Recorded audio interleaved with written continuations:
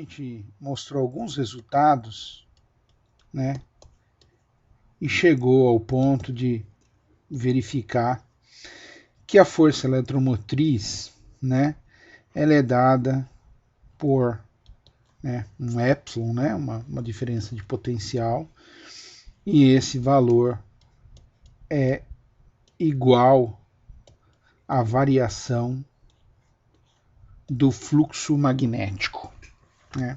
Basicamente, menos, né, ele te ajuda a entender o sinal, mas o módulo é menos dφ dt, o módulo seria dφ dt, então é proporcional à variação, né, do fluxo magnético. E com isso a gente pode fazer um primeiro exercício, que é o exemplo aí do livro 7.4, que ele diz o seguinte: ele tem aqui um disco. Esse disco é um disco girante, tá? Então, sei lá, tem um eixo aí, tem um eixo aqui, e esse eixo, né? Esse eixo, né? Tá aqui e ele é botado para girar, né? Então ele gira aqui com uma velocidade ômega. E eu vou assumir essa velocidade ômega, porque eu vou dizer, ó, ela está apontando aí para cima, vou considerar para cima a direção z, né? Para cima é a direção z. E mais, eu vou dizer que existe campo magnético, né, B, também na direção z, e esse campo ele é constante, tá? É um campo uniforme e constante no tempo. Tá? E aí o que a gente vai olhar, o que a gente gostaria de saber é o seguinte: bom, se eu fizer um contato elétrico na borda desse disco metálico, é um disco, tá? Metálico, fizer um contato aqui embaixo, né? E disser o seguinte, que a resistência desse conjunto, né? Então, portanto, se eu tenho contato, isso daqui é metálico, eu tenho um circuito aqui, ó, tá vendo? Eu tenho um circuito aqui, se eu quiser, né? Então, o que eu posso dizer? Eu posso dizer que eu vou ter uma corrente I, a gente pode até dizer para que direção essa corrente I tá indo, né? Vamos colocar em verde. A corrente I está vindo aqui, tá? E é uma corrente que passa devido ao fato, que aparece devido ao fato de eu girar essa amostra. Ou seja, é uma corrente de indução. Isso nada mais é do que um dínamo, né? Então, a gente pode imaginar o seguinte, que essa distância S aqui, eu posso olhar o que está acontecendo com um pedacinho de material que está girando, né? Esse pedacinho de material tem um lado ds aqui, e obviamente ele tem um outro lado que é S vezes dφ, né? Que é o que girou, né? Então eu tenho essa pequena areazinha, mas o importante é que, como esse cara está girando, né, ele tem uma velocidade v aqui, ó, no plano, né, no plano do disco. Então, esse cara aqui, que eu já vou dizer, né, que é um dínamo, dínamo,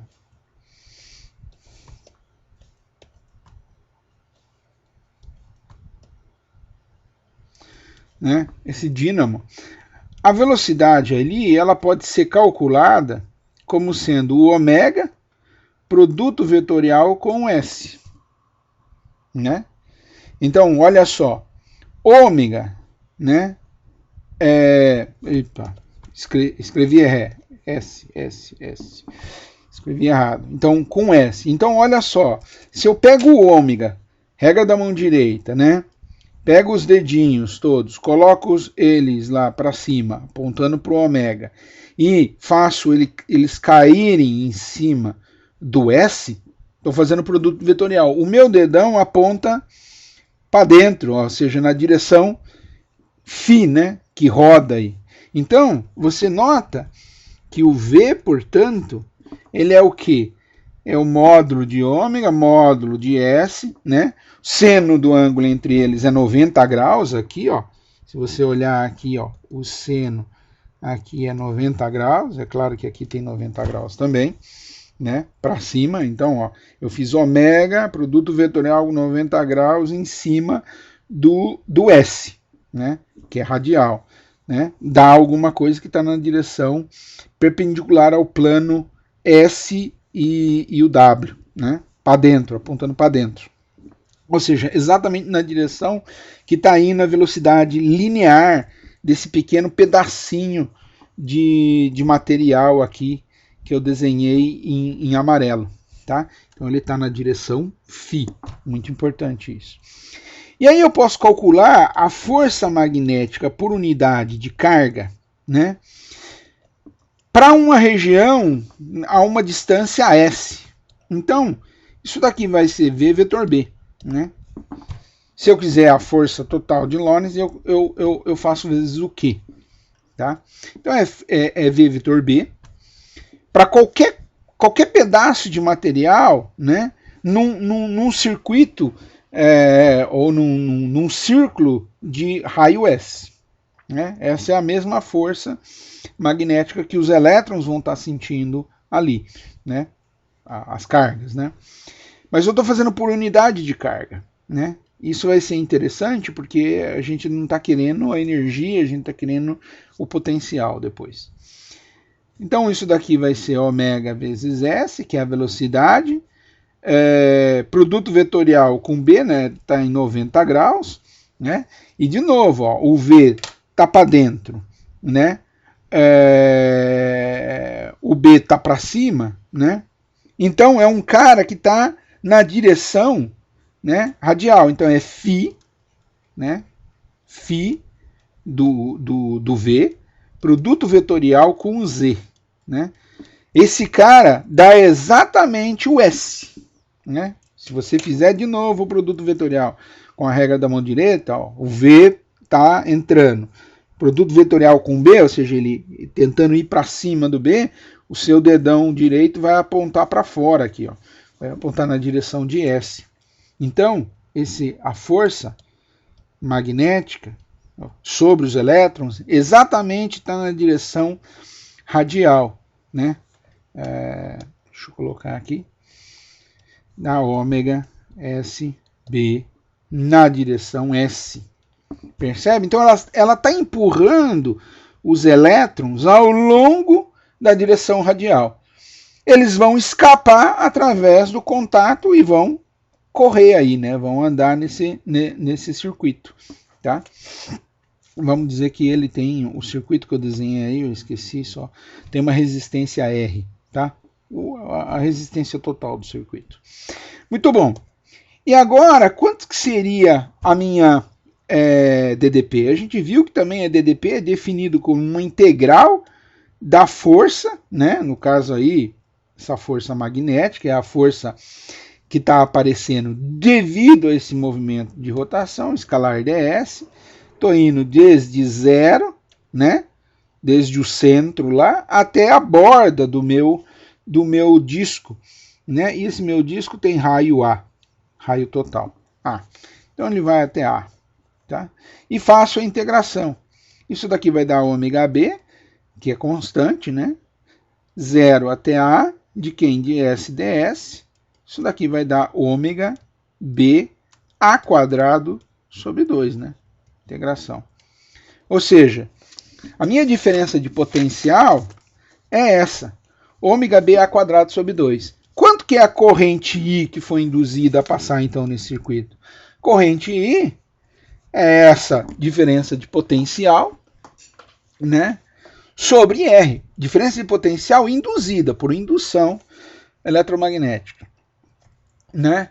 Isso daqui é epsilon sobre R, Portanto, o I vai ser ômega BA quadrado sobre 2R, né?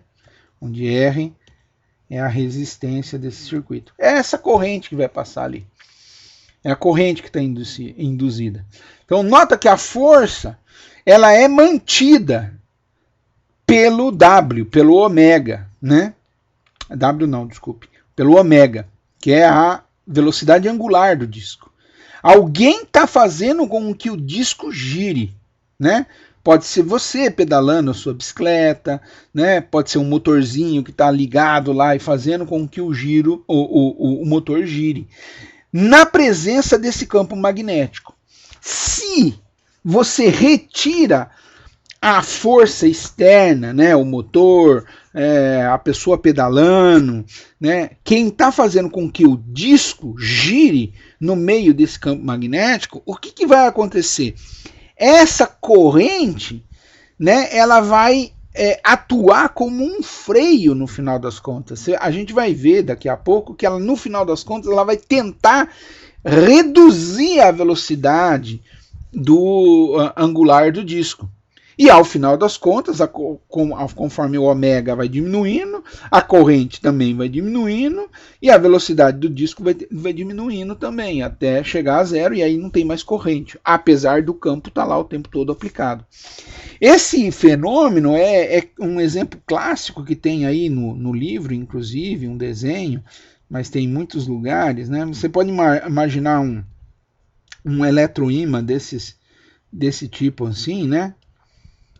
Que tem um vão aqui, né? Onde aparece um campo magnético aqui, né? E você bota um pêndulo aqui, ó. Um pêndulo. Vamos fazer o pêndulo vermelho, né? Não, vermelho. Um pêndulo vermelho aqui para cair nesse cara. Então, o que acontece? Existe, de novo, é o mesmo efeito. Existe, ele vai entrar no campo magnético.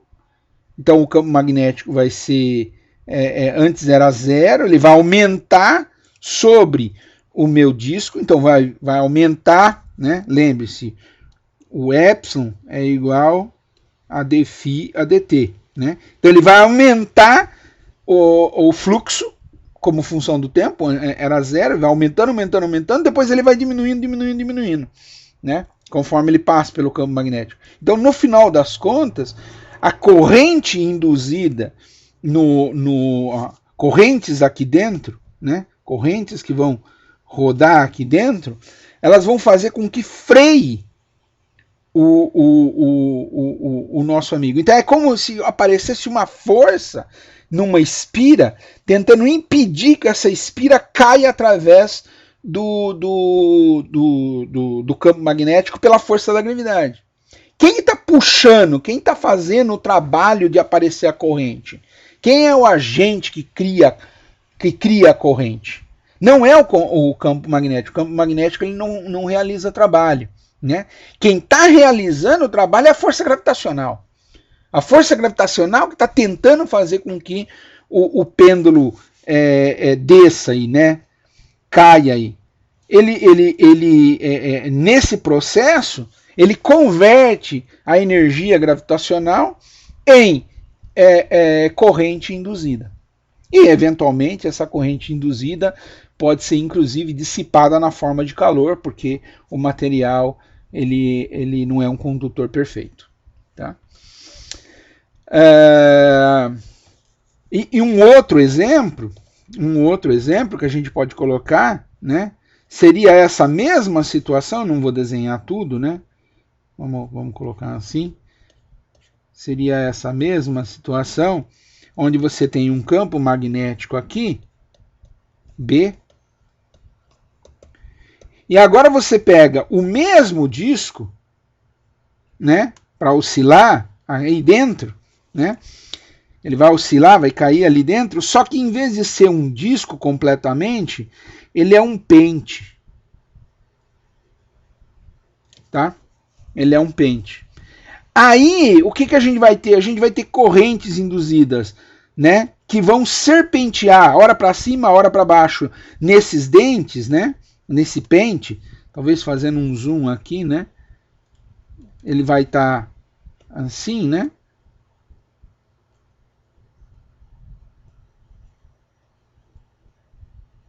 Então a gente vai ter corrente, a corrente vai fazer isso. Ops. E aí a força vai ser uma meio que cancelando a outra. Então, no final das contas, nessa situação, né, aqui reduz a velocidade. Então é um freio. Um freio magnético. E aqui, né, as correntes induzidas em sentidos contrários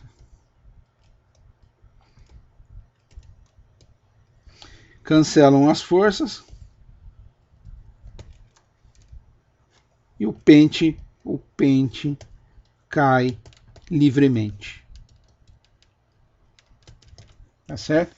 Então essa é uma das razões, por exemplo, que os transformadores eles são feitos com aqueles chapinhas, né? Em vez de ser um bloco inteiriço, é um monte de chapinha e as chapinhas meio que trançadas, uma girada em relação à outra, para tentar evitar ao máximo as perdas de corrente de Foucault. Mas mesmo assim existem correntes de Foucault.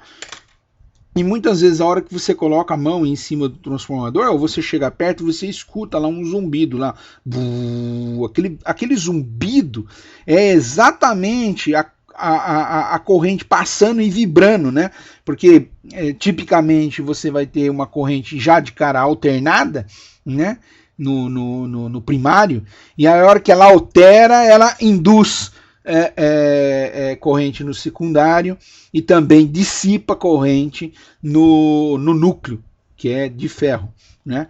Então você vai ter esse efeito de vibração e também de aquecimento. Você vai ter um tanto de energia perdida ali do seu transformador, aquecendo o próprio núcleo e não totalmente transferida do primário para o secundário no seu transformador. Mas a gente vai ir para transformador, daqui a pouco a gente vai falar. A gente só adiantou um pouquinho a conversa para explicar esse primeiro caso, né, de espira, de indução de corrente numa espira que está variando o fluxo magnético nela. Tá? Aí a gente tem um outro exemplo, mas é na verdade um exercício que eu selecionei, o 7.11 do livro, que eu acho ele bem interessante. Então, decidi que a gente poderia fazer ele aqui em aula, que é o seguinte: imagina uma espira retangular, meio grande aqui assim. Imagine o seguinte, que nessa região aqui, tem campo magnético, né? Eu vou dizer que essa daqui é a direção Z, tá? Essa daqui é a direção Z para cima. Epa. Mas tem campo magnético em toda essa região aqui do espaço. Toda essa região do espaço tem campo magnético. E eu vou dizer o seguinte, que o campo magnético ele está entrando no papel. Tá para baixo, apontando para baixo. Tá? Então o que eu tenho aqui, essa distância daqui até aqui, a gente vai dizer que é um Z, tá certo? E obviamente aqui embaixo, né, essa espira toda tem um peso, né?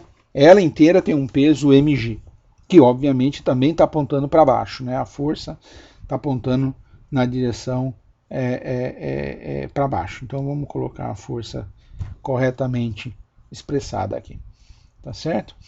Agora, a gente pode olhar o que vai acontecer de corrente induzida, né? Porque conforme ele está caindo, esse Z vai diminuindo, né? Conforme ele vai caindo, essa região vai diminuindo, né? Eu esqueci de dizer que esse cara tem um lado aqui, L, tá? Um lado L, tá? Então, quanto que é o epsilon induzido? Bom, o módulo só, né? Então, ó, é o campo magnético, né, vezes o lado, né, L, vezes o Z. Esse daqui é o fluxo. O que eu acabei de escrever aqui é o fluxo. Campo vezes a área. É fluxo. Mas eu não quero fluxo. Eu quero a derivada do fluxo. Como B é constante e L é constante, mas E não é constante, é uma função do tempo. Então, D é dt. Né? É claro que está diminuindo, né? Esse dz a dt ele tá ficando cada vez menor. Né? Então, se ele está ficando cada vez menor, né, em módulo, né, a gente teria um negativo aí, mas como a gente tem um negativo já na frente lá, então a gente pode colocar que é positivo, né, da definição. Então, o BLV, né, porque o dz a dt também é velocidade, é a velocidade de queda, né, desse nossa espira retangular, né? E isso daqui, né, tem que ser igual a I, né, vezes R, a corrente vezes a resistência que esse cara tiver, que esse fio tiver, né? Então esse fio aqui, ó, vou colocar aqui, ó, ele tem associada a ele uma resistência R, né?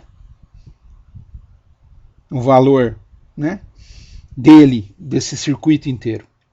Então, o que a gente pode escrever agora é que a corrente que está passando aí é I é igual a BLV sobre R. E na verdade, eu vou explicar depois, mas na verdade, a corrente I, ela está indo nesse sentido. Tá? Depois vai ficar mais claro por que está indo nesse sentido. Né? Porque no final das contas está diminuindo. Então eu vou gerar uma corrente, o campo magnético está entrando no papel. Então está diminuindo o fluxo. A corrente que está passando aqui está no sentido horário. Se eu colocar a regra da mão direita, colocar o dedão ao longo da corrente, né, eu vejo que os meus dedos, né, eles entram no papel. Então percebe, a corrente está aparecendo no sentido de manter o fluxo. E ao contrário, o que está acontecendo? Isso a gente vai ver, é a lei de Lenz. Né? O que está acontecendo? O fluxo total está diminuindo. Porque como ele está caindo, ele está diminuindo a quantidade de fluxo. Então eu tenho que gerar uma corrente, que essa corrente, se eu fizer o cálculo dela, ela vai no sentido de manter o fluxo, de aumentar o fluxo. Tá? Então, para aumentar o fluxo, ela teria que fazer campo entrando também. Né? Então, eu vou desenhar em vermelho aqui, ó, campo entrando, devido à corrente que está na espira, induzida na espira. Né? Então eu sei agora o sentido da corrente. Se eu sei o sentido da corrente, eu sei que em fios paralelos, né, a gente vai ter tipo uma tração, né, das laterais, mas não interessa, né, é na direção horizontal. Embaixo não tem campo magnético, então não tem força, mas em cima, né, está passando a corrente aqui, né, na direção indo para a direita, né, o campo magnético está para dentro, então, de novo, regra da mão direita, né, o Bill, né, a corrente, produto vetorial, né, com o campo magnético que está entrando, ou seja, a força aparece para cima. Então, aqui é a força magnética que aparece para cima, em cima desse trecho. E eu posso calcular, né? A força magnética é igual ao quê? Bill, né? Corrente, comprimento de fio e o campo magnético, né? Posso colocar o B aqui na frente para ficar Bill mesmo, né? Eu gosto de colocar ele aqui no final. E ele está apontando na direção Z positiva. Está apontando para cima. Se eu substituir a corrente que eu acabei de calcular ali em cima, isso daqui vai dar B quadrado L quadrado sobre RV na direção Z. Tá vendo? Isso daqui é a força. Tá? Aqui tinha sido a corrente calculada. Tá, agora a gente pode resolver a equação de movimento. O que a gente tem? A gente tem agora que força, né, o peso, né, mais a força magnética tem que ser igual a massa vezes a aceleração. Quanto que é a aceleração? dV a dt. Tá certo? Bom, vamos colocar. A força está para baixo, né? mg na direção z, para baixo, né? A força magnética está para cima, acabamos de calcular, né? Então, mais b ao quadrado, L ao quadrado, sobre R vezes 1V aqui. Na direção Z. Positivo, para cima. Tá? E o nosso amigo aqui é massa vezes aceleração. Tá? Tá aqui. Só que nota, né? A velocidade eu soltei, é zero, né? Ela vai aumentando, né? Eu soltei, digamos que eu estou segurando aqui a espira. Aí eu solto, ela sai de velocidade zero e ela vai aumentando, ela vai caindo. Então ela vai aumentando em módulo a velocidade. Então, a velocidade em módulo para baixo é positiva. Tá certo? Só que a gente vai ver que ela meio que vai ir freando, né? A gente vai ver que no final das contas ela vai diminuindo essa. Então a aceleração no final das contas ela vai diminuindo, mas é uma aceleração para baixo. É uma aceleração para baixo, certo? Em modo ela vai diminuindo, mas ela está apontada para baixo, está acelerando, né? Como o nosso Z é para cima, a orientação lá, ó, em azul que eu fiz no desenho, então essa aceleração também é uma aceleração negativa, para baixo. Tá? Então agora, ótimo, né? Eu posso resolver essa equação, né? mg menos b quadrado L quadrado sobre RV, né?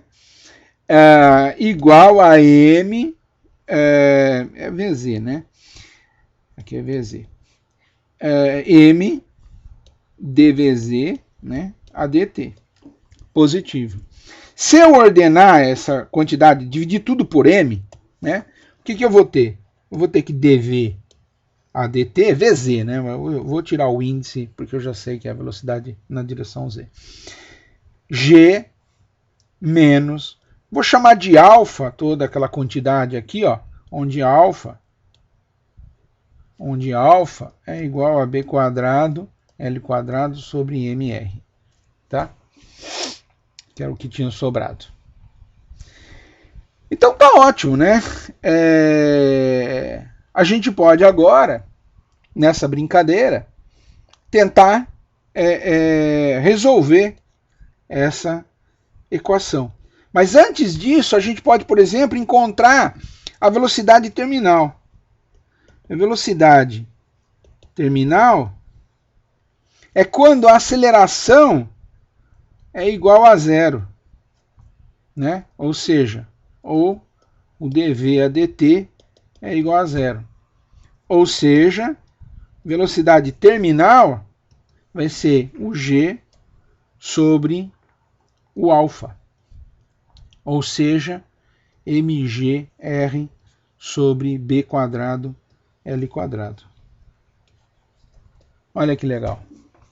Então eu vejo que no final das contas, ele não vai zerar a velocidade, ele vai diminuir, primeiro ele vai crescer, né? Então primeiro não tem corrente induzida, ele vai cair com a aceleração da gravidade. Conforme ele cai, ele começa a ser freado, né? E ele chega numa velocidade terminal e ele vai com aquela velocidade constante. É o efeito do paraquedista, né? O paraquedista pula, vai ganhando velocidade, mas conforme ele vai ganhando a velocidade, o arraste vai aumentando e vai segurando ele. Aqui é a mesma coisa, o arraste magnético da força magnética vai freando ele até ele atingir uma velocidade terminal. E eu posso resolver a equação que está ali em cima, né? A gente pode colocar, ó, dv a g mais alfa v aqui, menos alfa v aqui embaixo, igual a dt, né? Se a gente faz o V' ser igual a G menos alfa V, isso aqui é um exercício de mecânica geral, né? dV' é igual a menos alfa dt, dV, dV, fiz besteira, dV, né? É a mudança de variável que eu estou fazendo aqui. Portanto, integral de dV' sobre V' é igual a menos alfa, que é um portanto, alfa integral de 0 a t dt. Ou seja, a hora que eu integro lá de cá, ln, né? Da ln de V' menos ln de V' 0, né? Igual a menos alfa t. Substituo ln de g menos alfa v, né? Menos ln de g mais nada. É menos. Onde que eu tirei o mais? Menos alfa V0, né? Só que o V0, ó, digamos que ele saiu do repouso, né? Soltei ele. Então ele saiu com velocidade zero. Isso daqui é menos alfa t, ou seja, eu posso isolar o V, né? Isso daqui vai dar V igual a G sobre alfa, 1 menos, né? Aquele ln eu inverto, vai dar exponencial. Ficou lá o alfa t aqui na exponencial. Ou seja, olha só, o V de t nada mais é do que a velocidade terminal, né? Porque o g sobre alfa era a velocidade terminal, lembra? A gente acabou de calcular aí atrás. 1 menos é a menos alfa t. Olha que legal. Então esse alfa aí, que tem a ver, vamos voltar aqui, ó. Ops, too much. O alfa tem que ver com o tamanho do campo, né, se ele é muito intenso, com o tamanho desse seu, sua espira, se ela é muito grande, se ela é muito pequenininha, com a massa do seu objeto e da sua resistência. Se é muito resistivo, a corrente é baixa, esse alfa vai ser baixo. Então vai demorar muito, né? Esse alfa aqui vai demorar muito para poder chegar na velocidade terminal. Porque quando chega na velocidade terminal, quando essa exponencial vai rapidamente a zero. Se o alfa é um número em módulo muito grande, esse número aqui rapidamente, depois de poucos segundos, rapidamente ele vai a zero e a velocidade é igual à velocidade terminal. E de fato isso acontece, tá? Você joga um anelzinho numa região de campo magnético, você vê ele não cai com velocidade constante, ele cai lentamente, né? E tem outros experimentos que você consegue fazer com um ímã num tubo que ele mostra exatamente esse efeito, né? Só que lá você não consegue calcular efetivamente qual é a corrente que está passando, etc. É muito mais complicado você calcular a corrente induzida. Aqui não, aqui a gente conseguiu, né? Porque é um fiozinho fininho, bem determinado, a gente consegue calcular na boa, né? E aí tem lá umas continhas, eu não vou fazer, tá? Mas, ó, nas notas de aula, tá? A gente coloca lá uma espira, né? Com massa igual a 4 ρAl, né? Onde A é a seção reta. Seção reta. L ao lado, né? O ρ é a densidade, né? A resistência é 4L sobre A vezes condutividade, e a gente faz para o cobre, né? Para o cobre, né? O ρ é igual a 2,7 vezes 10 a terceira quilogramas por metro cúbico. O G, vamos falar que é 9,8 metros por segundo ao quadrado. E a resistividade é 1 sobre 2,8 vezes 10 a oitava. A resistividade não, a condutividade, né? 1 sobre a resistividade, está tabelado a resistividade do cobre lá, né? Calcula para um B igual a 1 Tesla, né? Campozinho meio violento, né? Mas que você consegue, uma série de laboratórios, isso daí é tranquilo de ser produzido 1 Tesla. A velocidade terminal é de 1,2 centímetros por segundo. Ou seja, cai muito lentamente. É 1 centímetro por segundo que ele varia. Imagina, a aceleração da gravidade é quase 10 metros por segundo. Aqui ele está caindo a 1 centímetro por segundo, aproximadamente, né? Então, realmente, freia que é uma beleza, né?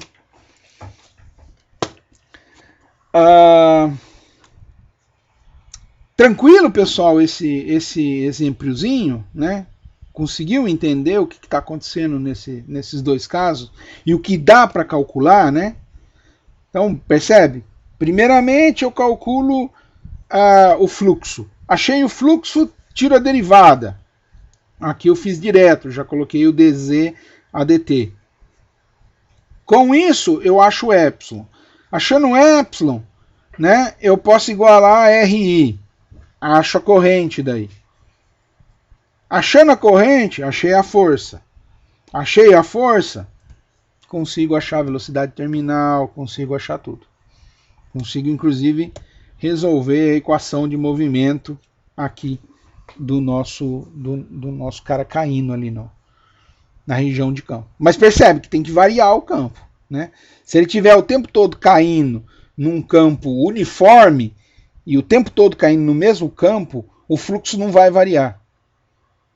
E aí nada vai acontecer, percebe? Olha que loucura. Tem que haver uma variação de fluxo de alguma maneira. Muito bom.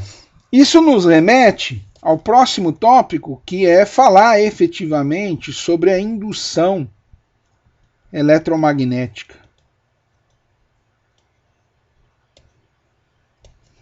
Então, lá em 1831, né, um dos maiores físicos experimentais que já pisou nesse planetinha, nessa rochazinha perdida na galáxia, o Michael Faraday, ele faz uns experimentos assim, experimental. Ele faz uns experimentos muito interessantes, que é o seguinte. Ele prega aqui uma região, né? Vamos fazer em azul. Pega uma região de campo magnético B, sei lá, entrando, saindo, não interessa aí. E ele pega um circuitozinho aqui, uma espirazinha, mesma coisa que a gente já fez aí, né? E ele faz a corrente passar, sei lá, está no sentido que ele puxa para cá, e a corrente anda para cá, né? Ele puxa isso daqui com uma velocidade v, e ele vê uma corrente I aparecer aqui. Tá certo? Esse é o experimento 1. Aí ele faz um experimento 2. Ele faz um experimento 2.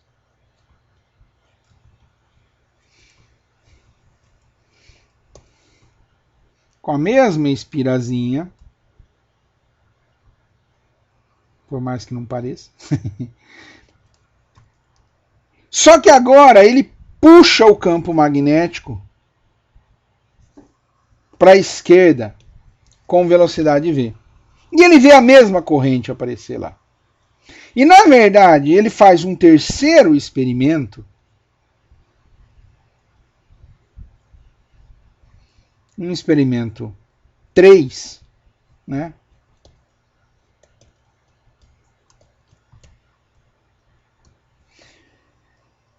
Onde ele deixa a espira parada, só que ele varia o campo magnético. B varia. E ele também vê aparecer a mesma corrente lá. Então, olha que coisa bacana, né? No caso 1, a espira se move para a direita em relação ao campo, e nesse caso a força eletromotriz ela pode ser interpretada como devido à existência de uma força magnética. Né? A gente fez na aula passada mostrando exatamente esse experimento 1 ali. Né? A gente moveu o fio e viu exatamente quanto que dava a diferença de potencial que aparecia. É claro que se a gente dividisse pela resistência, a gente conseguiria calcular qual era essa corrente I que aparecia lá. Exatamente a gente descreveu matematicamente, encontrou os valores matematicamente no caso 1. Tá certo? Mas aí a gente interpretava dizendo, não, peraí, é porque os elétrons estão andando. Né? Eu peguei os elétrons e fiz eles andarem. Se eu tirar o metal, né? Se eu não olhar para o metal, para os prótons e tudo mais, eu vejo os elétronzinhos indo para a direita. Então os elétrons têm uma velocidade V. Né? Porque eles estão grudados de certa forma ali no metal, então na hora que eu arrasto eles junto, já que a velocidade de drift é muito pequena, o que importa é essa velocidade de transporte junto com o fio. Então eu falo, não, tranquilo de explicar. É devido a cargas em movimento. Cargas em movimento, na presença de um campo magnético, força de Lorentz. Então a razão de aparecer a corrente é devido à força de Lorentz, força magnética. Mas aí o problema do experimento 2 é que você move o campo, mas para todos os efeitos, o fio está pregado ali em cima da mesa e não tem maneiras de você dizer que as cargas estão em movimento. Ou seja, as cargas estão paradas. As cargas estão paradas. Ué, mas por que então mover o campo magnético faz aparecer uma corrente? Qual seria a inconsistência? De fato, a gente sabe, eu sei, você sabe, que tudo tem a ver com o princípio da relatividade, né? Relatividade de Einstein.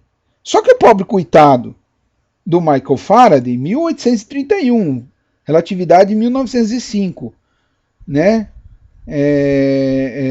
Os anos milagrosos lá, né? Então, tem 3/4 de século aí entre o princípio da relatividade e os trabalhos do Michael Faraday, os experimentos do Michael Faraday. Ele não sabia disso, né? Então, para um observador no referencial do campo, a espira está sempre se movendo, né? Porque ela está indo para a direita, né? Ou vice-versa, né? Eu posso olhar do ponto de vista do campo, eu estou vendo que a espira está indo embora, mas se eu estiver sentado junto ao campo, eu me afasto da espira. Só que se eu me considero parado, se eu não sei que sou eu que estou movimentando, eu vou dizer que, na verdade, quem se movimentou foi a espira. Então, do ponto de vista da relatividade, é claro que para ele, para o campo, né, do ponto de vista do campo, sempre, né, haverá um movimento. Então, você sempre pode dizer que existe um movimento relativo entre as cargas. Mas daí vem o experimento 3, né? E que de fato mostra que ambos estão parados, né? O campo está parado e a espira está parada, né? Nada se move, está tudo estático, né? Mas o módulo do campo varia no tempo, o módulo, né? E aí, de fato, né, ele consegue, com esse terceiro experimento, de uma forma absolutamente empírica, estabelecer o seguinte: tá, mudanças no campo magnético induzem um campo elétrico.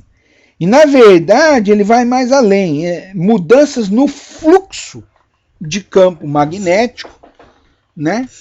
Não importa se eu estou fazendo esse fluxo variar, movendo a espira, movendo o campo, ou variando a intensidade do campo, eu vou variar o fluxo.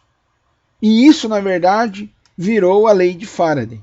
Ou seja, eu posso dizer que o epsilon induzido é uma integral, né, do campo elétrico induzido, né, escalar dl. Por quê? Porque a gente já viu que alguma força vai aparecer lá, e é uma força que a natureza dele é uma natureza elétrica, né? Que move os elétrons, que faz os elétrons andarem, né, no fio, que faz aparecer a corrente. Então, quem move as cargas é um campo elétrico. Só que esse campo elétrico não é devido a uma densidade de carga que gerou o campo elétrico. Esse daí é um campo elétrico diferente, é um campo elétrico devido a uma indução. Ele aparece devido a essa variação do fluxo magnético. Então, essa quantidade, né, tem que ser igual à variação do fluxo de B, né, do fluxo de campo magnético dt no tempo. Agora, quanto que é o fluxo, né, de campo? O fluxo de campo nada mais é do que uma integral do campo escalar dA na superfície qualquer que eu tiver ali, em torno da espira, da área por onde estiver passando o campo. Pode ser uma espira, pode ser um disco, pode ser qualquer região do espaço onde eu estou contabilizando que tem um campo magnético ali. Então esse é o fluxo que passa por aquela região do espaço. Portanto, eu posso dizer o seguinte, né, que a integral de linha, né, fechada do E induzido escalar dl, né, num gama fechado, né, isso daqui tem que ser igual a eu olhei a curva toda, né, eu olhei a área toda, né. Então aí está o fluxo, né, nessa superfície S, cujo limite é exatamente o caminho gama. Então, se isso daqui é a minha superfície S, né, esse daqui é o limite gama. E eu estou dizendo que tem fluxo de B aqui, né, passando. É essa integral que eu estou fazendo. Aqui tem um dAzinho, talvez, né? Posso colocar um pequeno dA aqui, ó. Isso daqui seria um dA. Tá certo? E estou calculando o fluxo sobre essa superfície, né? Mas eu estou fazendo isso através de um gama fechado, né, na outra integral. Então eu lembro que eu posso aplicar Stokes, posso aplicar o teorema de Stokes nessa integral, que ele me diz o seguinte, que uma integral de linha, um caminho fechado, é igual ao rotacional desse campo que eu estou integrando, né, na superfície dA, definida por esse caminho. Se o caminho é gama, a superfície é a superfície S, que é igual, portanto, ao que está do outro lado. Mas do outro lado eu estou fazendo uma integral de um campo e um dA. Se eu não estiver deformando a espira nem nada, transformando ela num outro formato, eu não estou variando, de certa forma, o dA, eu só estou variando no espaço, né? Eu estou variando apenas no tempo. Como que varia no tempo esse campo. Então eu posso entrar com a derivada lá dentro e derivar somente o campo, e eu vejo que pode ser uma derivada parcial no tempo. Era uma derivada total aqui fora, mas eu vejo que a derivada total do fluxo, na verdade, é olhar para a variação do campo, né? dA. É o fluxo que está variando aqui, né? Se eu olhar tudo isso daqui, ó, isso daqui é o fluxo, né? Mas como eu estou mantendo tudo fixo, né, de certa forma, eu posso ver que o que importa é só variar o campo no tempo, né? E aí, se eu tiro, se essas duas integrais, como eu vejo, são sobre a mesma superfície, eu posso simplesmente tirar que o rotacional de E, o que está dentro, né? E agora eu posso manter que o E induzido é igual a menos dB a dt. Mas, de fato, esse cara, ele poderia ser, digamos assim, eliminado, né? Esse induzido, e deixar esse daqui como uma forma geral, o E qualquer, né? Por quê? Porque se o B for constante, a derivada dele no tempo é zero. E aí eu tenho que rotacional de E igual a zero, que é exatamente o que eu espero na estática, né? Se B de x, y, z e t, né, for igual a constante, né, nada varia no tempo, então o que eu vou ter é que rotacional de E vai ser igual a zero.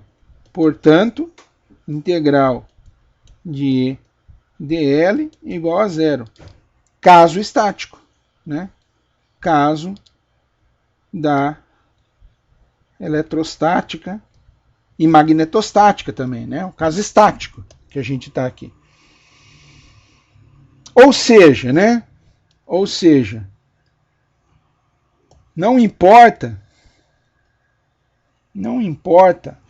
como muda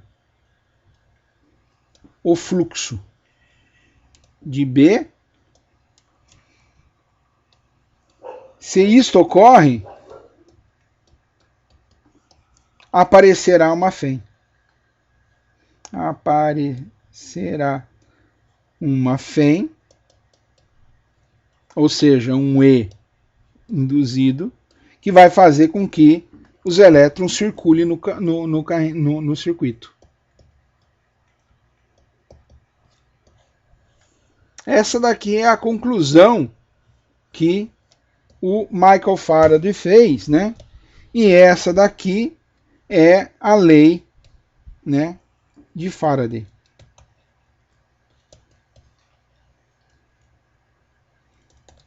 Ou seja, agora a gente não tem mais que aquele rotacional de E igual a zero. Agora a gente pode dizer que o rotacional de E é igual a menos dB a dt. Se o B for zero, beleza. Eu estou lá na magnetostática, eu estou na eletrostática, né? Mas se o B não for zero, não for constante, aí vai aparecer um campo induzido, um campo elétrico induzido.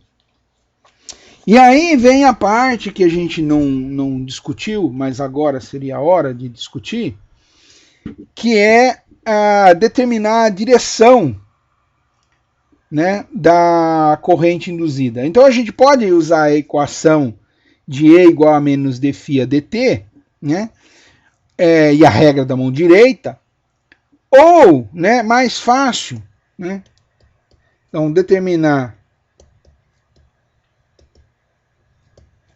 a direção da corrente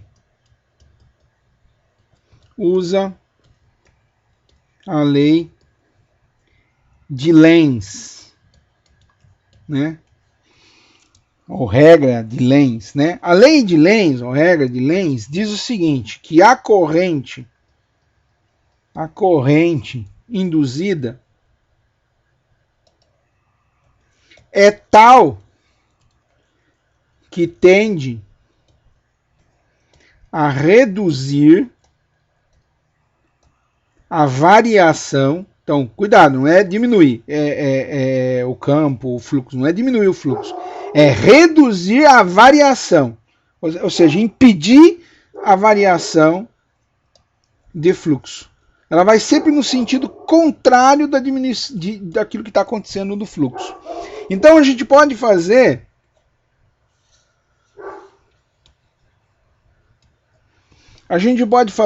um exemplozinho, né? Talvez fique mais fácil de ver. Vamos pegar aqui, ó, tipo um solenoide, né?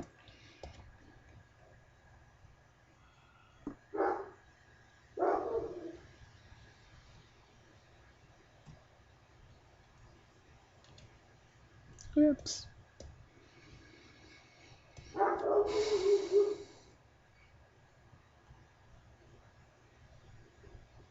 Não, tem que dar a volta. Que droga. Sempre odeio fazer isso. Tá, então agora esse vai por trás. Tá aqui. A corrente tá vindo aqui. E aqui eu coloquei uma bateria, mais, menos, corrente I constante, né? I constante. Tá vindo aqui a corrente, tá? Então ele vai gerar aqui um campo magnético B. Ele vai gerar um campo magnético B aqui na direção Z, que vai sair assim, né? E obviamente ele vai chegar lá embaixo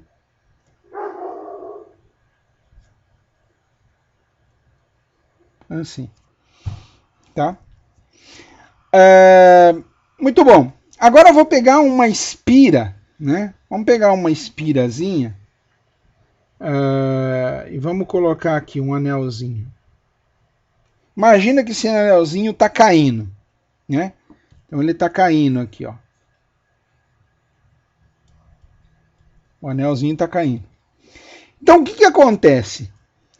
O número de linhas, olha o tamanho do anelzinho. Vamos fazer mais linhas aqui, vai. Vamos fazer mais linhas. O número de linhas que o anelzinho vai começar a pegar vai ser cada vez maior. Tá certo? Então ele vai aumentar o fluxo de campo magnético nele.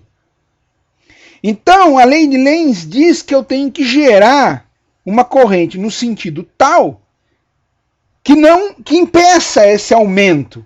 Então, o que eu vou fazer? Eu vou gerar uma corrente, regra da mão direita, ó, nesse sentido, tá? Uma corrente induzida, vamos fazer verde. Uma corrente induzida verde aqui. E se a corrente está indo nessa direção, pela regra da mão direita, ó, o campo induzido está nessa direção. Tá? Então, tá vendo? Tá indo no sentido, tá indo para dentro. No sentido de impedir o aumento. Tinha linhas azuis saindo através da espira, conforme ela cai, mais e mais e mais, mas aí eu gero linhas de campo magnético do campo da corrente induzida para dentro. Então a corrente anda nesse sentido que eu desenhei, né? No sentido, sei lá, se a gente olhar por cima, no sentido horário. Tá certo? Ficou claro isso, gente? Né? Tentando fazer aqui, ó. Linhas. Vamos colocar assim, ó.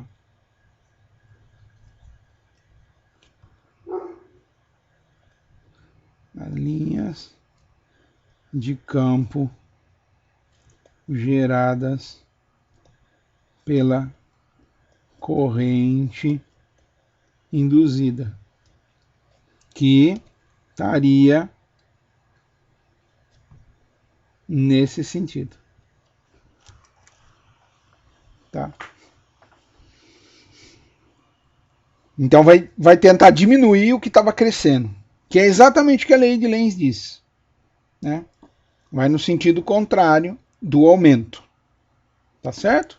Isso é muito importante. Sem ela e sem isso você não vai conseguir determinar corretamente para que direção foi induzida a corrente, e aí totalmente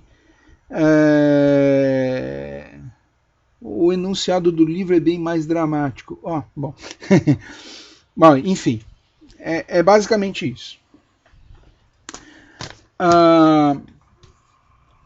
Vamos para um outro problema, para a gente exemplificar isso, que é o 7.13.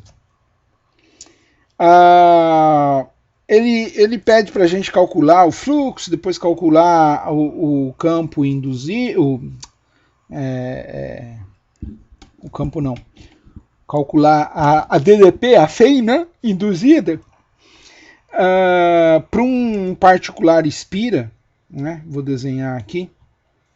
Então, é uma espira, esse daqui é o eixo, vamos colocar certinho, Y, aqui é X, e ele coloca uma espira aqui, ó,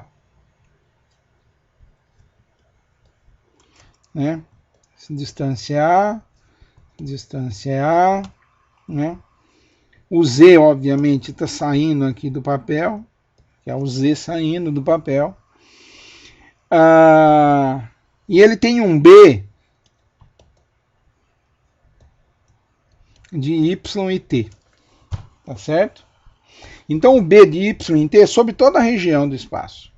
O B de Y e T é dado por KY ao cubo T quadrado apontando para fora.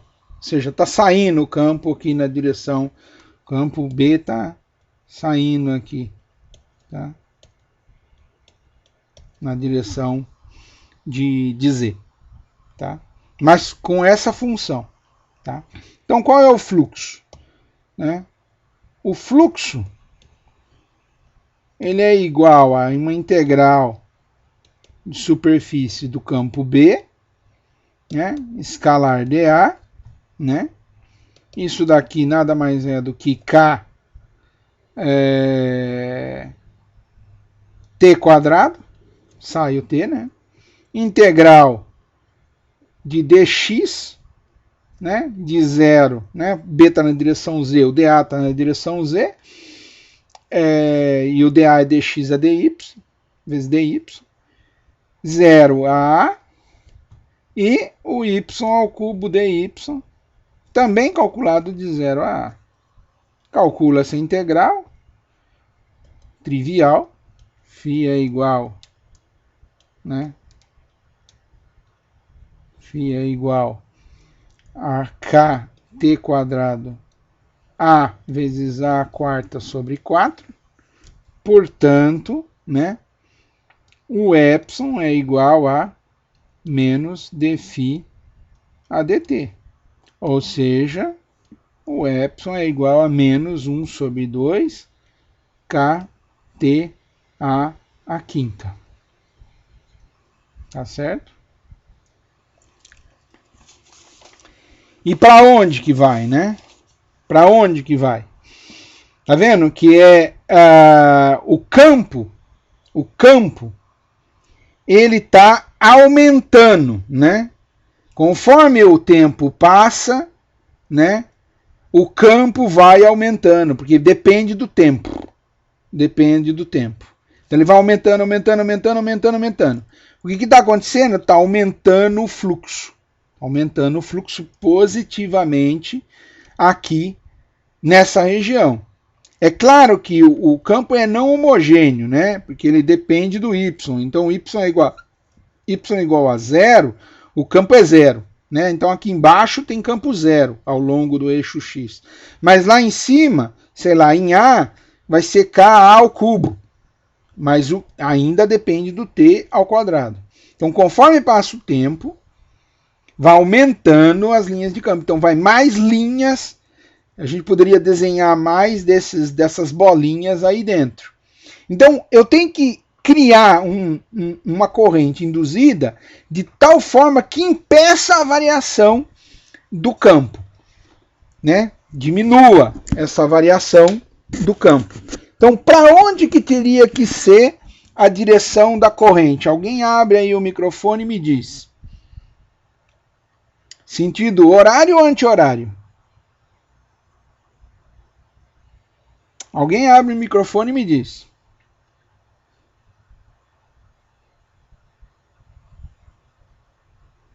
Acho que tem que ser anti-horário, né? Anti-horário.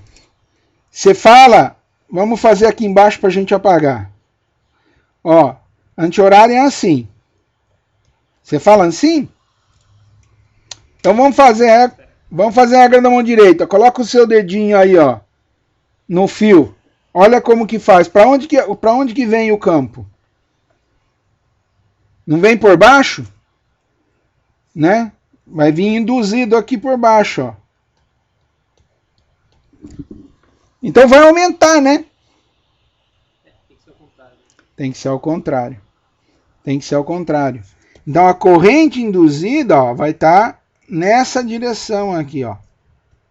Né? Porque daí, ó, coloca a regra da mão direita, conforme ele vai aumentando, ele vai nascendo mais campo do induzido, da corrente induzida, aqui para dentro. Tentando diminuir a variação do fluxo. Sempre tentando compensar, percebe? Porque senão você largava o bicho, né? Seria uma espécie de modo perpétuo, né? O cara vai se autoalimentando, vai gerando mais corrente, você dá um tapa lá no negócio, né? O negócio começa a gerar mais corrente, mais corrente, mais corrente, e ele gira mais rápido, e vai girando mais rápido, e mais rápido, e mais rápido. Beleza, pra que Itaipu? Pra que nada, né? Só chegar a mãozinha de Deus aí, um aluno bom de física, dá um tapinha, e o negócio começa a girar e você tem indefinidamente energia. Não é assim. Não é assim. Você precisa ter alguma força externa que faça o serviço para você para gerar a corrente. Ou seja, essa corrente ela não está aparecendo aí de graça. Alguém está variando essa porcaria desse campo B. Né? Alguma máquina está fazendo aumentar o campo. No caso lá da espira girante, na presença de um campo magnético, quem faz girar a espira é uma força externa. É a força do vento nas pás do moinho de pás aí, né? do catavento, né? Nesses geradores eólicos. É a força, digamos, na turbina, a força da água fazendo girar a turbina lá no caso de hidráulica, né? De conversão de energia hidráulica, gravitacional, no final das contas, porque tem que ter queda ou tem que ter um fluxo, né? Pode ser até maré, né? Alguma coisa está fazendo o serviço para gerar energia. Né? A energia não está aparecendo do nada. Se vocês virem esses videozinhos pela internet de alguém falando, eu criei uma configuração de ímãs aqui numa roda que gera energia infinita, acabou o problema da humanidade. Picaretagem. Né? Coloca esse cara no mesmo baldezinho do picaretas que tem. Todos os picaretas que você conhece, bota ele no mesmo balde. É um picareta. Não existe isso.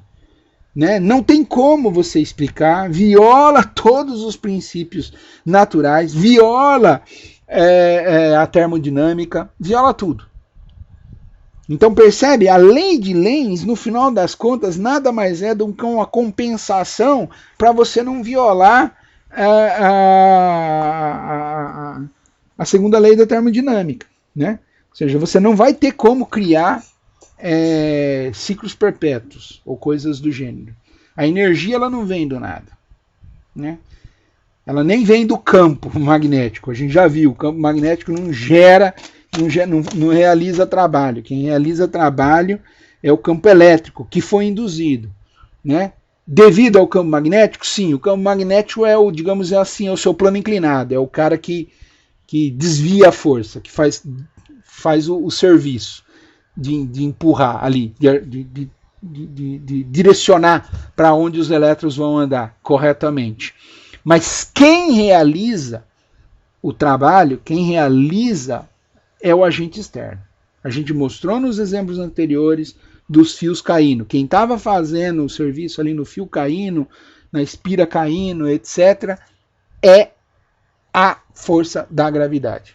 É a mesma coisa que está acontecendo lá em Itaipu, por exemplo. Claríssimo isso? Isso é muito importante, porque eu já vi colegas assim, alunos, né, falando: pô, professor, eu vi um vídeo na internet que falava que era possível uma máquina que ia gerar energia elétrica. Eu falo: cara, você faltou na aula esse dia, na aula de eletro, né? Aí o cara fica meio assim, olhando com uma cara estranha. Não dá. Então é bastante importante e é um ponto não trivial. Estou gastando vários minutos aqui, porque é um ponto não trivial você achar a direção da corrente. E pessoal, sim, dica, vou perguntar qual é a direção da corrente. Não vai ter como não dizer qual é a direção da corrente. Você vai ter que dizer qual é a direção da corrente. Então, dizer qual é a direção da corrente, você vai ter que usar esse conceito da lei de Lenz. Vamos voltar para ela. Vai ter que usar o conceito da lei de Lenz, né? Ou seja, a corrente é tal que ela tenta diminuir a variação do fluxo. Se o campo está aumentando, né, se o fluxo está aumentando, vai aparecer uma corrente no sentido de tentar diminuir o fluxo. Se o fluxo está diminuindo, vai aparecer uma corrente no sentido no outro sentido, para tentar aumentar, né, para manter o número de linhas por unidade de área não variando, ou variando o mínimo possível. Então é nesse sentido que vai aparecer a corrente. Por isso que eu gosto desse exemplo do anelzinho caindo em cima de um solenoide, que gera um campo B, né? Que aí você consegue ver que conforme ele vai caindo, ele vai pegando mais linhas de campo, né? Porque vai entrando mais linhas de campo ali naquele circuitinho ali em preto que eu desenhei. Extremamente importante e muito fácil de errar. Tudo bem que é binário, né? Você tem a chance 50% de acertar, 50% de errar. Mas a chance de errar, como a gente viu aí no nosso pobre colega aí, que foi a cobaia da pergunta, é de errar. A chance de errar é muito alta. 50% não é trivial. É muita coisa. Muito bom. Eu acho que para aumentar nessa nossa conversa, tem um exemplo aqui, ó. Tem um exemplo que normalmente eu faço em sala de aula, mas eu esqueci de trazer o meu tubo para cá. Mas tem na internet vários, tá? Tem trocentos mil videozinhos na internet, que é o seguinte, ó. Você pega um tubo de cobre, talvez vocês já viram. Pega um tubo de cobre, né? E um ímã. Então eu tenho, por exemplo, um ímã basicamente bem potentezinho, ele é um cilindrozinho. Eu vou desenhar o ímã em vermelho aqui.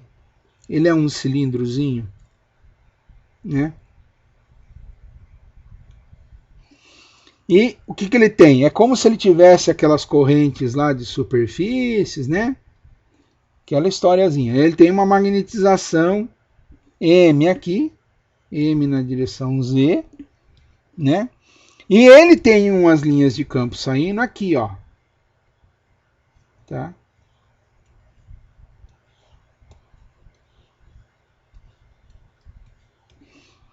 Que vai na parede aí do meu tubo de cobre. E para baixo também, né? Só que entrando aqui. Então o que acontece? Vamos dizer o seguinte, esse cara, digamos que ele está caindo. Eu botei esse imãzinho para cair aqui dentro, né? Ele está caindo aqui, MG. Caindo. Tá? Então ele está se afastando. Ele está se afastando, né? A uma certa distância, se eu olhar uma certa distância, vamos fazer uma região aqui, ó. Aqui, por exemplo, nessa região aqui, né? Um pequeno anelzinho aqui de material, pequeno anelzinho de material aqui, verde.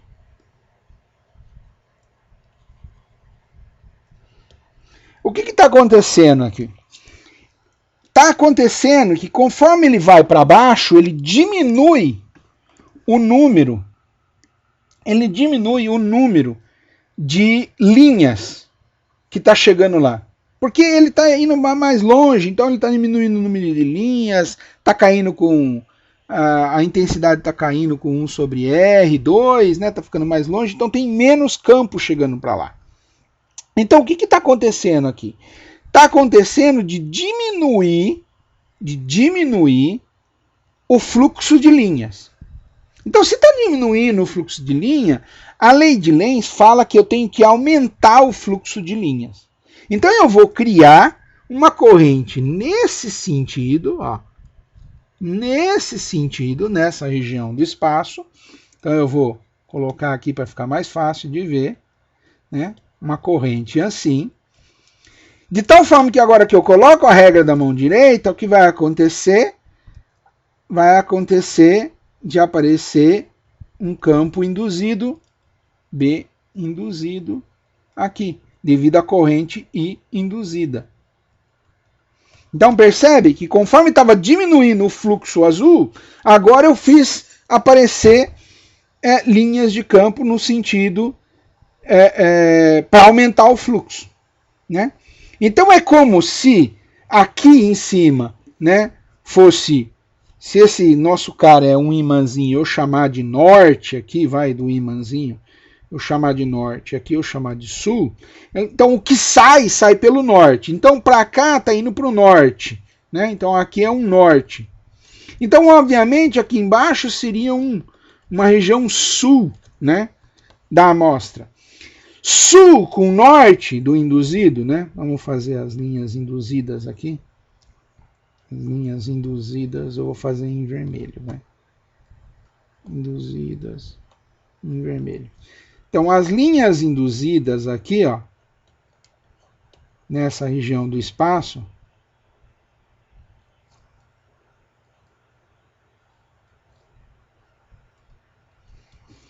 essas linhas induzidas na região do espaço, se ali é um norte, aqui é um sul. Aqui, então, mais aqui para baixo, perto, é um sul. Né? Então, percebe que ele está tentando atrair. Norte atrai sul, ele está tentando atrair. A mesma coisa, de certa forma, é aqui embaixo. Né? Olha aqui embaixo. Se eu pegar de novo aqui embaixo, ó, uma outra regiãozinha. Então, de novo, as linhas estão saindo, né? Estão tentando sair para cima, mas conforme o cara vai vindo para baixo, vão chegando mais linhas lá, né? Vão chegando mais linhas. Então, está aumentando o número de linhas. Está aumentando o número de linhas conforme ele vai descendo. Vai ficando mais intenso. Então, o fluxo está aumentando.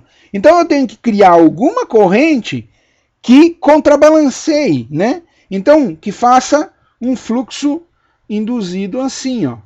Faça um fluxo induzido assim, contrário. Então, para onde que é a direção da corrente? De novo, alguém abre aí um microfone, por favor.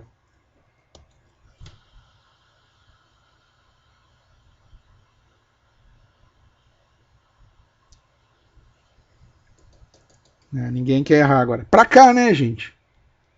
Né? Para cá, ó. Então vamos aqui embaixo, ó, de novo, ó, para cá. Assim. Ao contrário, tá vendo? Porque agora as linhas induzidas são assim, ó. Esse daqui ficou feio demais, né? As linhas induzidas seriam assim, né? Então, tentando aumentar, né? Tentando diminuir, porque ele estava caindo, ele estava aumentando o número de linhas, né, para cima, aumentando o fluxo de linhas saindo para cima. Então eu estou gerando linhas compensantes para baixo, para tentar diminuir, porque estava aumentando, percebe? Em cima estava diminuindo. Então, como estava diminuindo o número de linhas, eu gerei mais linhas para manter aumentando, né? Para sempre tentar não variar. Não variar. Então, se você olhar agora, né? Aqui seria um sul, aqui seria um norte, né? Dessas linhas induzidas. E aqui, ó, repele. Repele. E aqui atrai. Então, percebe? De novo, é a mesma coisa. Esse ímã caindo dentro desse tubo de cobre, ele cai devagarzinho. Ele cai muito lentamente, gente, muito lentamente. Assim, eu tenho um tubo que é mais ou menos de 1 metro. E dá para você contar até 5 ou 6. Aí você solta o ímã assim, ele cai pum, rapidinho, né, no chão. Tem que tomar cuidado para ele não estilhaçar no chão, né?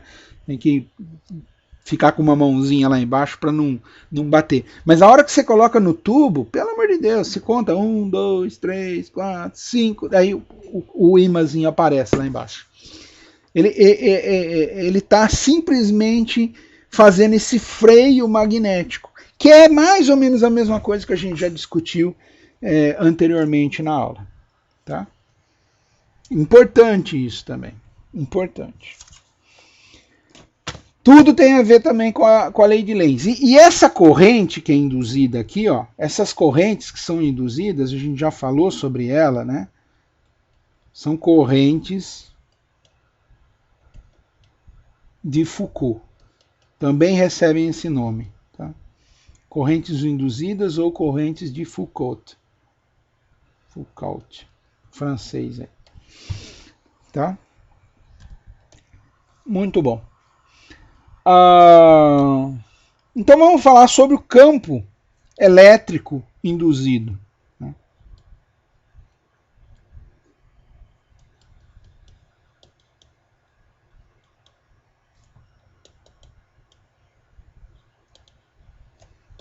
Campo elétrico induzido. Então a gente tinha visto, né, que existem fontes distintas de campo elétrico que atuam de forma idêntica em cargas elétricas. A gente tem o campo elétrico gerado lá por cargas, né, por uma distribuição de cargas elétricas lá na eletrostática. E a gente tem o campo elétrico E gerado por uma variação de fluxo de campo magnético. Então esse daí é o caso da eletrodinâmica. Né? E ambos vão gerar campo elétrico, né? Ambos têm campo elétrico que atuam sobre cargas da mesma maneira. Indistinto, né? Só que o que a gente tem aqui na eletrostática, o que seria o divergente do campo elétrico como sendo o ρ sobre epsilon zero, né? A lei de Gauss, né? Isso daqui é devido a cargas, tá? E o rotacional de E é igual a zero. Na eletrodinâmica, o que a gente tem? A gente tem o divergente de E igual a zero, por exemplo, porque não tem carga, digamos que não tenha carga, mas a gente vai ter o rotacional de E diferente, né? Como sendo dB a dt. Se eu colocar cargas, não vai ter problemas, né? Eu ainda vou ter um ρ ali, uma certa densidade. Né? Se a densidade for zero, tudo bem, né? Não importa. A lei de Gauss é inalterada. E a lei de baixo, né, a equação de baixo, passou a ser agora corrigida nossa lei de Faraday. Né? E isso daqui, ó, devido à variação de campo. ou fluxo, né? Percebe? Então a gente tem um espelho, de certa forma, entre as duas, né? A gente pode fazer um paralelo, né? Podemos fazer um paralelo com a magnetostática.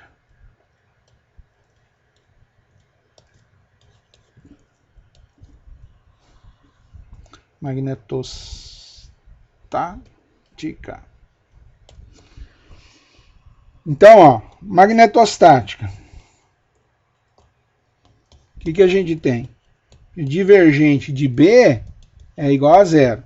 Você vai dizer, ah, tá bom, porque não tem polos magnéticos, né? Diferente do caso da lei de Gauss, né? Lá tinha cargas como polos, né? E o rotacional de B, esse era μ0J. Ou seja, esse cara vinha de um fluxo de elétrons, né? Uma corrente, né? Então, campo gerado por correntes, né? Na eletrodinâmica,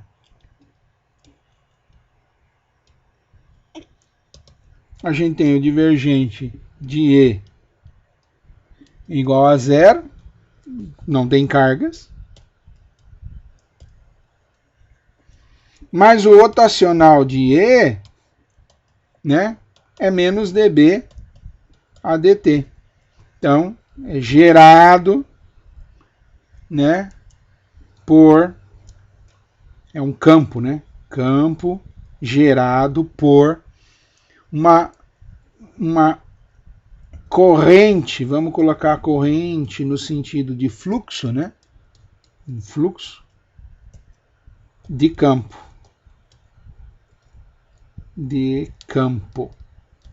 Né? Mas na verdade variando. Então tem que variar.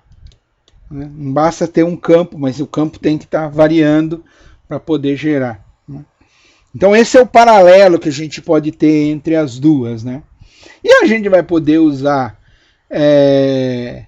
a lei de Ampère e a lei de Biot-Savart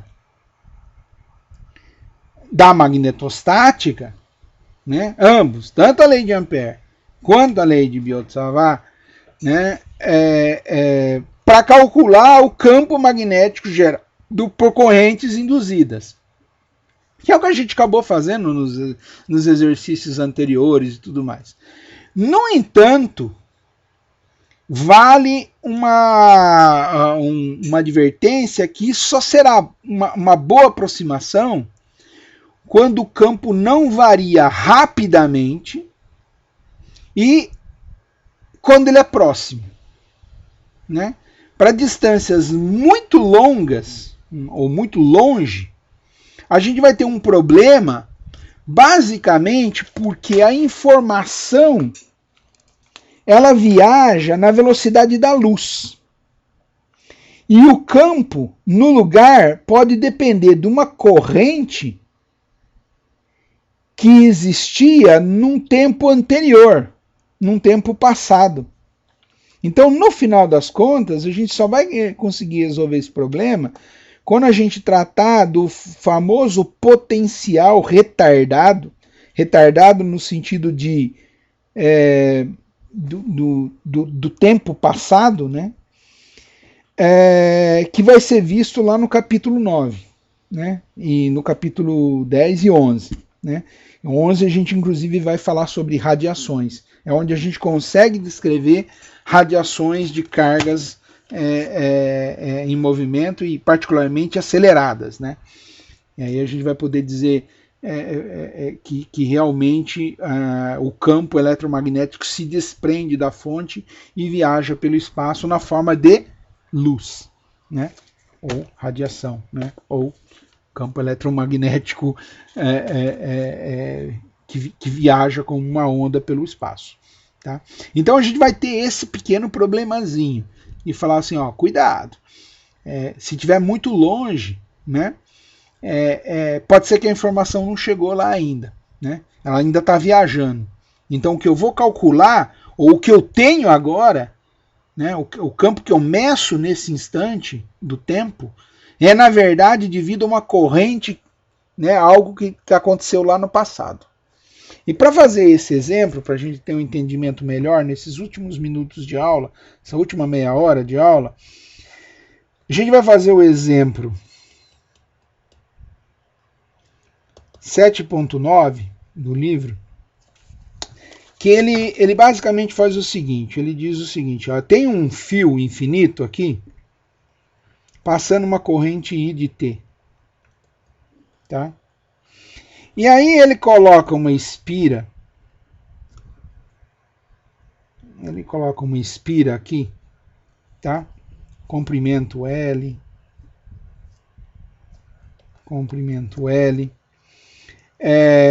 e ele vai dizer o seguinte, essa distância aqui, ó, é S0, vamos fazer assim, essa distância é S0, essa distância é S, lá no final, tá? E eu quero calcular o campo, né? E depois o fluxo, e depois, sei lá, o campo elétrico induzido, né? Eventualmente a corrente que está sendo induzida aí, etc, etc, etc, etc. Então vamos por partes, né? Vamos por partes. Vamos primeiro calcular na aproximação, né? Então calculando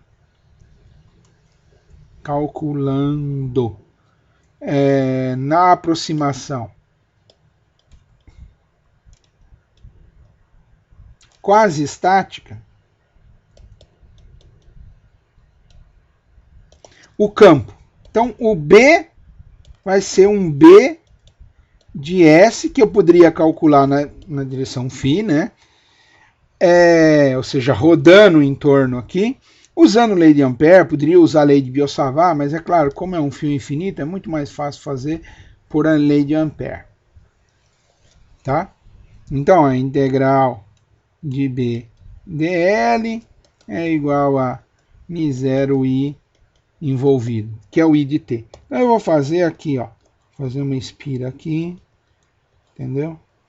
E isso daqui é o B de esse B de S, né? Então, ó, o B, e claro, vai dar μ0i, só que agora é um I de T, né? Por isso que eu estou fazendo, naquele instante T, o B é esse. Né? Num outro instante, a corrente variou, B é um pouco diferente. Mas tem que ser uma variação meio que não muito rápida, e esse S não pode ser muito grande, porque senão, percebe? Variou a corrente aqui no fio, mas vai chegar lá em Andrômeda, né? Essa minha espira amperiana tá, sei lá, tá lá em Marte. Vai levar 20 minutos para chegar lá. Então, 2π sobre S. E isso daqui tá girando na direção φ aí. Tá? Que roda, segundo a lei, a regra da mão direita, tá? A corrente estaria rodando assim, ó. O campo estaria rodando assim, né? Então estaria saindo aqui o campo induzido. Vamos fazer o campo induzido azul. O campo induzido estaria saindo aqui assim, né? E entrando aqui assim. Tá? Por tudo, né?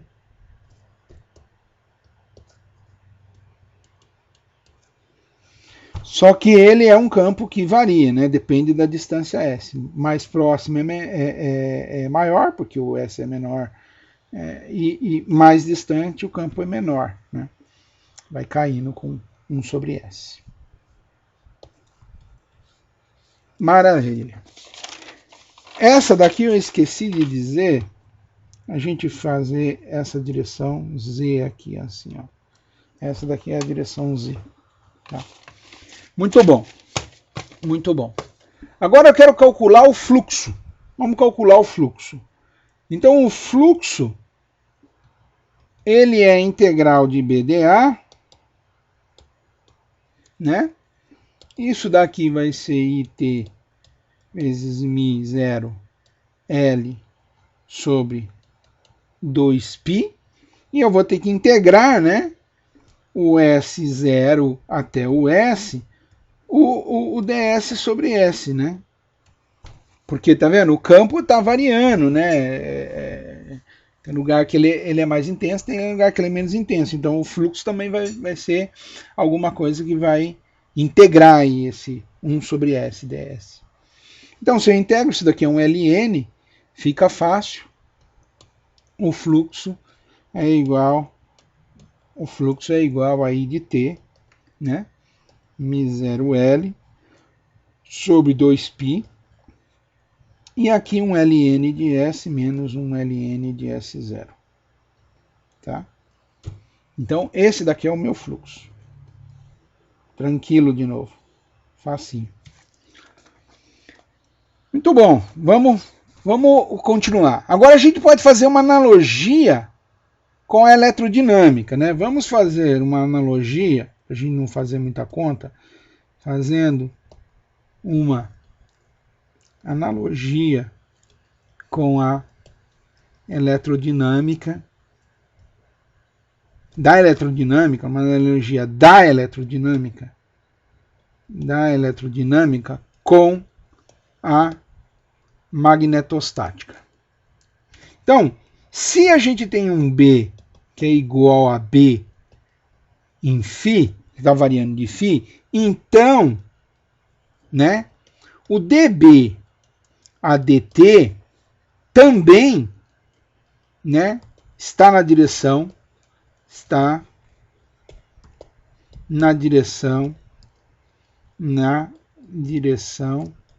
de φ, tá? É isso, tá? Se isso, então isso, tá? E aí a gente tem o equivalente em corrente J, né? Temos o equivalente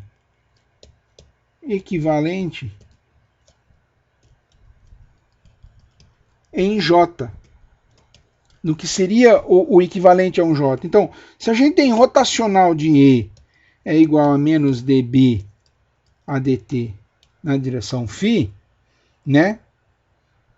Lá na magnetostática, na eletrodinâmica, né? Tá? Na magnetostática,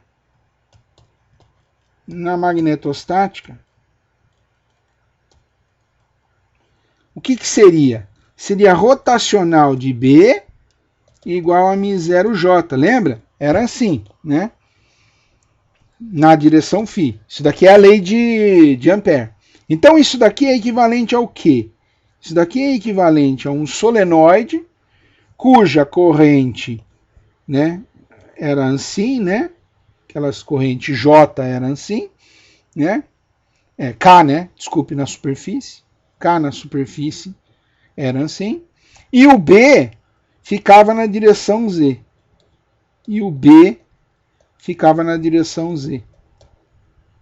Né? Era o B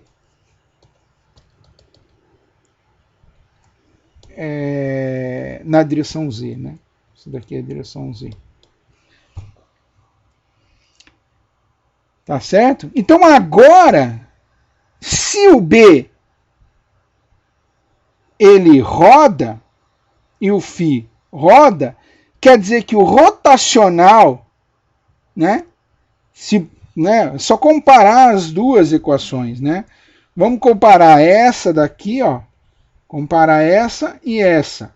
O que roda aqui? O que roda é a corrente, que é o J, o K, né, na superfície. E aqui quem roda é o φ. Quer dizer que o E, né? O E seria um cara, já que o P está na direção Z, eu esperaria que o E também estivesse na direção Z. Não sei se ficou claro. Então, eu espero, portanto, né? Eu concluo a gente poderia fazer a conta, claro, né? Mas dá um trabalhão. Concluo, por comparação, que o E é igual a um E na direção Z. Percebe? O E estaria na direção Z. Então significa o seguinte, que a integral de E escalar dl, né, é igual a fazer a integral aqui, ó, nesse nosso carinha aqui, ó, no sentido anti-horário da minha espira, né? Só que quem é o meu campo elétrico? O meu campo elétrico, E, ele é um cara aqui, ó. Esse daqui é o meu E. É o meu E. Eu espero que o E realmente esteja ao longo da direção Z.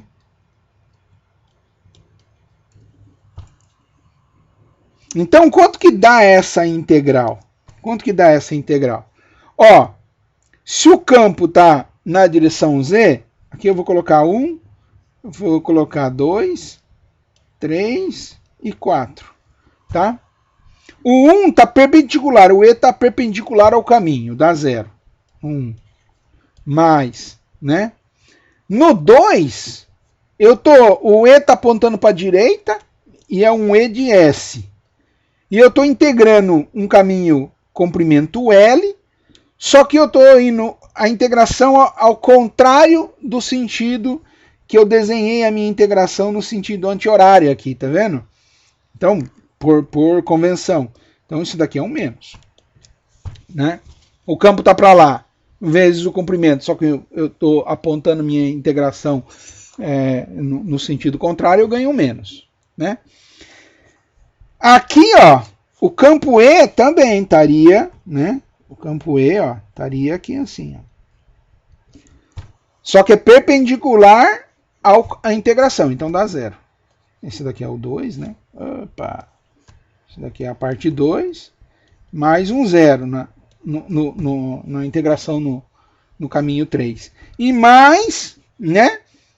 Um E em S0, né? O valor do campo em S0, vezes, né, o comprimento, o mesmo comprimento L. Só que agora é mais, né, porque o campo está apontando para a direita, em azul, e a minha integração, ó, também está para a direita. Então, eu fico com mais. Né?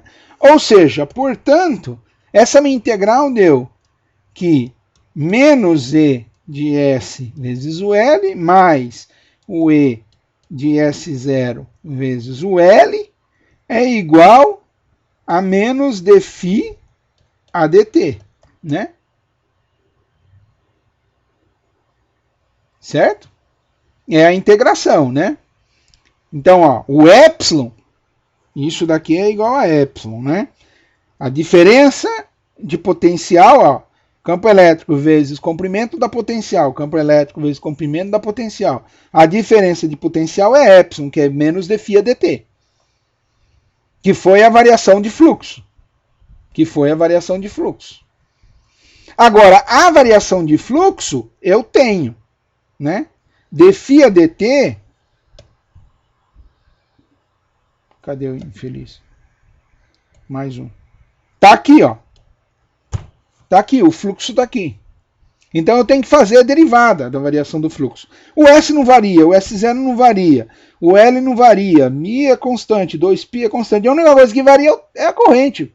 Tá vendo? É um I de T.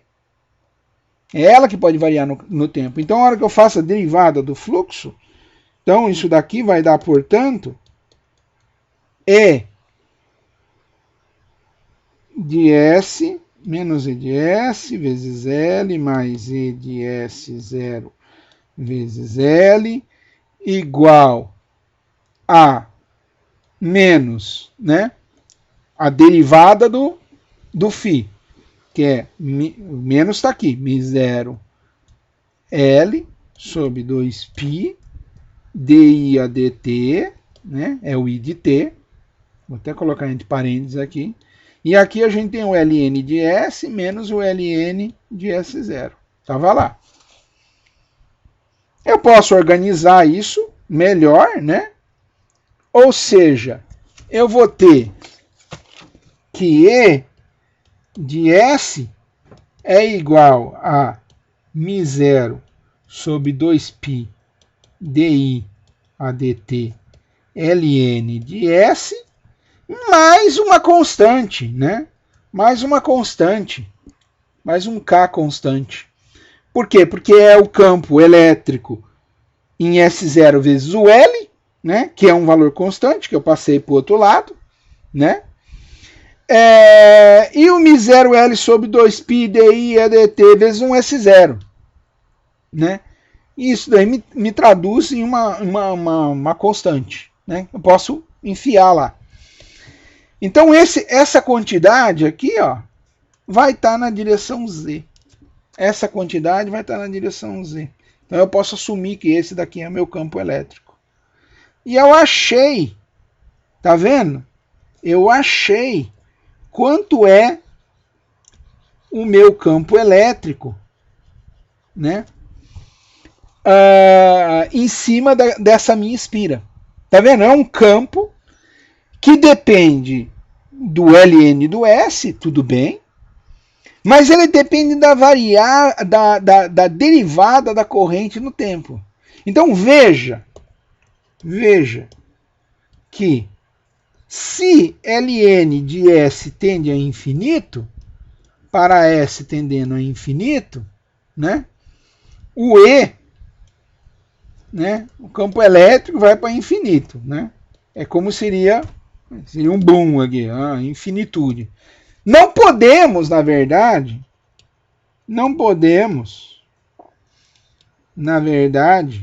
a conclusão tá errado, né? Como assim vai para infinito? Não podemos, na verdade, calcular E para S tendendo a infinito. Por quê? Porque percebe que a uma distância muito grande, a informação que mudou, mudou a corrente, então o campo aumentou, ou sei lá o que, ou diminuiu.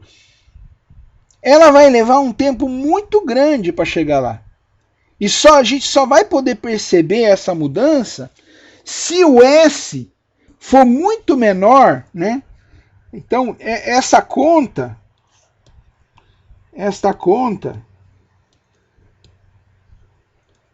só vai valer se o S for muito menor do que a velocidade da luz vezes um tal, né? Velocidade da luz em um tempo. Que ocorra uma mudança substancial no I. Percebe? Então, realmente, se a gente tiver situações de distâncias muito grandes, né, ou variações muito rápidas, a gente só vai conseguir resolver esse problema levando em conta que, na verdade, esse campo elétrico que está se formando, que está sendo induzido, ele só vai chegar lá onde ele tem que chegar depois de um certo tempo. E com isso a gente vai ter que considerar o tempo de propagação da informação. Não quer dizer que a gente não consiga calcular o que chegou lá. A gente consegue calcular o que chegou lá, mas a gente vai ver que o que chegou lá depende da situação que era no passado. Então a gente vai ter que fazer uma formulação muito complexa, eu tenho que dizer, mas isso vai ser só lá em Eletro 2, muito complexa para a gente levar em conta o potencial retardado. O potencial que eu tenho lá no ponto de interesse devido a uma situação, devido a uma configuração de cargas, de corrente, etc., do passado. Então, se eu tiver 1 ano luz de distância, eu vou ter que levar em conta esse 1 ano luz anterior, entendeu? É o passado que conta. Quanto de corrente eu estava passando lá naquele lugar há 1 ano antes, né? Isso vai ser algo importante para a gente considerar, mas a gente só vai considerar isso no próximo curso, lá no capítulo 9, 10 e 11, que acaba isso aparecendo para a gente.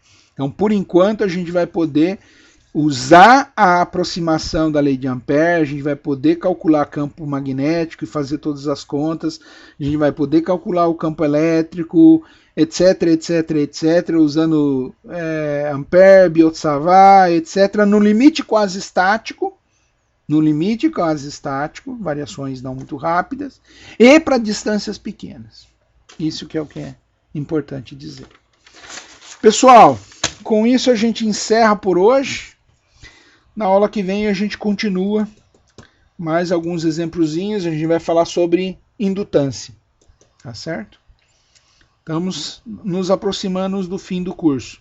E também a gente vai começar a corrigir as equações de Maxwell, já a partir da próxima aula. Então a gente vai ter um set de equações já corrigidas, que vai virar as equações de Maxwell no final das contas. A aula que vem e a outra, acho que a gente consegue. E aí terminou o curso. Tá bom? Qualquer pergunta a gente pode fazer fora da gravação.